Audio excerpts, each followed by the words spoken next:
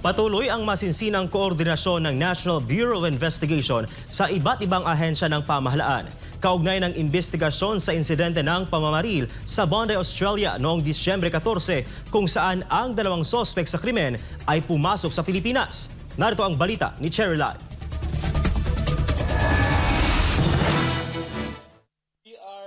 Ayon kay Palmer Malyari, tagapagsalita ng National Bureau of Investigation, nakikipag-ugnayan ang NBI sa Bureau of Immigration, Philippine National Police at Armed Forces of the Philippines upang subaybayan ang naging galaw ng dalawang individual na sangkot umano sa pamamaril sa Bondi Beach sa Australia.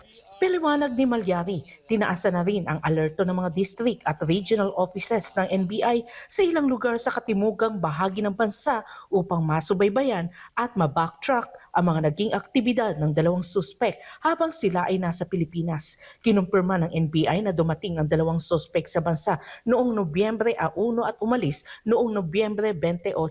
Ayon sa record, nagmula mga ito sa Sydney at muling bumalik sa naturang lungsod matapos ang kanilang pananatili sa Pilipinas. Sa kasalukuyan, may ilang lugar sa timog ng bansa na bine-verify ng NBI bilang mga posibleng pinuntahan ng mga sospek. Mayroong ding impormasyon na tanggap ang ahensya na nagpunta umano ang dalawa sa Davao at mga karatig na lugar.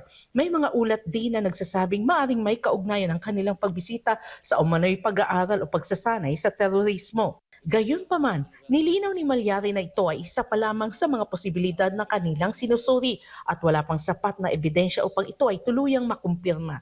Hindi rin inaalis ng NBI ang posibilidad na bumisita ang dalawang suspek sa Pilipinas dahil may mga kakilala umano mga ito sa bansa.